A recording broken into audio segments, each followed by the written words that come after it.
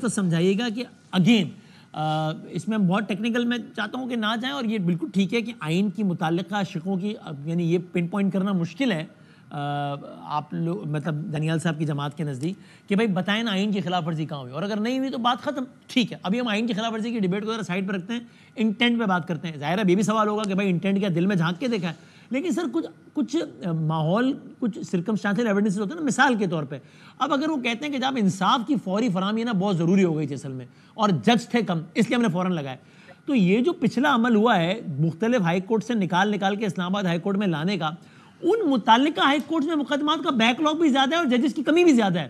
وہاں ججز پورے نہیں کیے, اسلام آباد ہائی کورٹ نے فوراً بھرتی کر دیے. چونکہ یہاں پر ابھی ممکن ہے کہ ایک سیاسی کیس لگے گا, جو فیصلہ آیا ہے ایک لیڈر کے خلاف, ان کی نظر ثانی لگے گی. So don't we have again enough reasons to believe کہ یار یہ کچھ مسئلہ ہے اس میں, کاغذی کاروائی ٹھیک بھی ہو رہی ہو تو کچھ اور بھی ہو رہا ہے. اشتر صاحب. اسپیکنگ فار مائی سیلف, میں تو اس چیز کا دائی ہوں اور اس چیز کے اوپر ہمیشہ زور شور سے بھی جہاں مجھے موقع ملا میں نے یہ بات کی ہے کہ کبھی بھی کسی کورٹ میں بھی کوئی آسامی خالی نہیں ہونی چاہیے, چاہے وہ سول کورٹ ہے, چاہے ڈسٹرکٹ کورٹ ہے, چاہے وہ ہائی کورٹ ہے, چاہے سپریم کورٹ ہے. سو آسامی کو بھی خالی نہیں ہونی چاہیے. اس کو آپ بس وقت ہوتا ہے, بیکاز آپ کو پتا ہے کہ کب کوئی ریٹائر ہوگا, اس کے لیے آپ پہلے سے تیاری کر کے رکھتے ہیں, آپ آئیڈینٹیفائی کرتے ہیں اور لوگوں کو لے کے آتے ہیں. دوسری بات یہ ہے کہ ہائی کورٹ کے ججز ہوں یا سپریم کورٹ کے ججز ہوں, ان کی تعیناتی جو ہے یہ ہیڈ لائنز کا تو ہونا ہی نہیں چاہیے. تو this should be a work in progress. لیکن انفارچونیٹلی ہمارے ملک میں ہر چیز کو, چاہے وہ آرمی چیف کی تعیناتی ہے, چاہے وہ ہائی کورٹ کے ججز کی تعیناتی ہے, چیف جسٹس کو لگانا ہے, ہر چیز کو کنٹروورشل بنایا جاتا ہے. ہر چیز جو ہے یہاں پہ ڈسکشن ہم تینوں کی اور آپ کی, ہم تین وکیل ہیں اور باغامی صاحب آپ, یہاں پہ ہمیں تو بات کرنی چاہیے کہ سی آر پی سی, پی پی سی, بینکنگ لاز, ان کے اندر کیسے ریفارم لائیں, کتنے ججز کی ضرورت ہے ہمیں, کتنے ڈسٹرکٹ ججز چاہیے, کس طریقے سے سارا کیا جائے, اور شام کی کورٹس ہونی چاہیے, اس کے اندر یہ سب چیزیں. تو یہ ساری کی ساری چیزیں جو ہیں یہ اس میں دیر آر مینی ریزنز جس کی وجہ سے یہ ہیڈ لائن بنتی ہے. اگر آپ کہیں تو میں آپ کو ریزنز بتاؤں کہ وہ جس یعنی راتوں رات یعنی کتنے ہی پارلیمنٹیرینز کو پتہ ہی نہیں ہے کہ 26ویں کا کانٹینٹ کیا ہے, اور وہ آتی ہے مینی ریزنز بھونچال مچا ہوا ہے. اچھا, اب دوسری بات آپ دیکھیے, دوسری بات ایکولی امپورٹنٹ ہے, اور وہ کیا ہے کہ اس میں ججز کا کیا ہے اس کے اندر اور لائر کا کیا ہے. لائر کا کام ہے لٹیگنٹ جو ہے اس کو ریپرزینٹ کرے, اور ججز کا کیا کام ہے کہ لٹیگنٹ کی بات کو سنے اور ان کے کیسز کو ڈیسائیڈ کرے. لیکن ہو کیا رہا ہے, ہو یہ رہا ہے کہ لٹیگنٹ تو خوار ہو رہا ہے.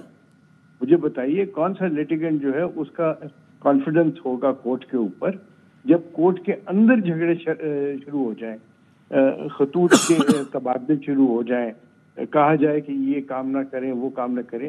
میں نے پہلی دفعہ دیکھا کہ یہ احتجاج ہو رہا ہے کہ ججز نہ لگائے جائیں.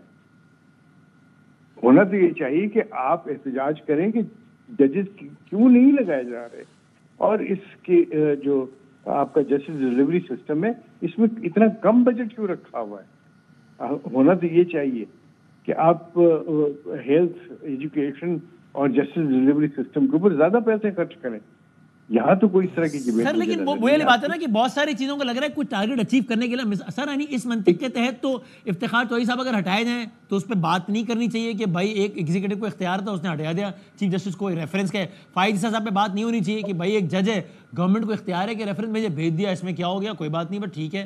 تو پھر تو لیکن یہ سب باتیں اگر ڈسکشن کا حصہ بنتی ہیں اور سیاسی تناظر میں حصہ بنتی ہے تو اس کی وجوہات ہے نا کہ لگتا ہے کہ کوئی ایک موو کر کے کسی دوسرے موو کو اچیو کرنا چاہ رہا ہے. مثال کے طور پر اس وقت کے وزیر اعظم نے تو آن ریکارڈ کہا کہ ہاں جی اس وقت کی اسٹیبلشمنٹ نے مجھے کہا تھا کہ یار فائز صاحب کو ہٹاؤ, تو ہم نے کیا. تو یہ ہوتی چیزیں بعد میں کھلتی ہیں نا. پھر تو بیچارے اتنے ہی بے بس تھے, وہ پرائم منسٹر نہیں تھے کیا کہ وہ کسی کے کہنے پہ آ کے انہوں نے مجبوراً یہ عمل کیا. پارٹ آف دیکھیے تو ساری بھی بس مائی پوائنٹ ہے کہ اس کا مطلب یہ اتنا سادہ نہیں ہے نا سر، ہم کہہ رہے ہیں یار یہ تبادلے تعینات کیوں ڈسکس ہوتی ہیں. This should not even be a part of discussion. میں بتا no I'm not saying that this should not be a part of the discussion. We should talk about these things, but is this the only thing that we ought to discuss? And why are these things happening? These are happening because ایک target کیا جا رہا ہے آپ کے پورے system کو.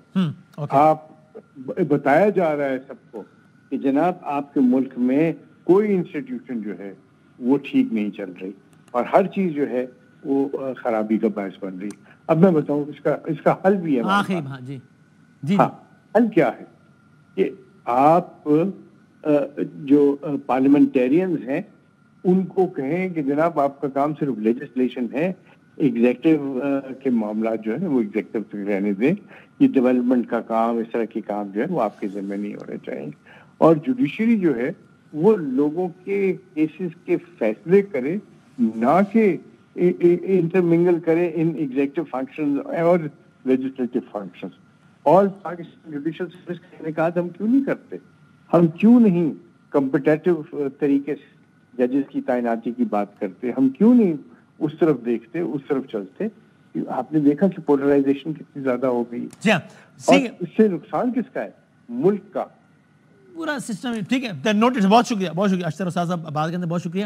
سر ذرا اس کو آپ کنکلوڈ کریں, کیونکہ پھر میں نے وہ دانیال صاحب کو لے کے ذرا ایک سیاسی حوالے سے ہی بات کرنی ہے, تو اس پہ آپ ریاست صاحب کو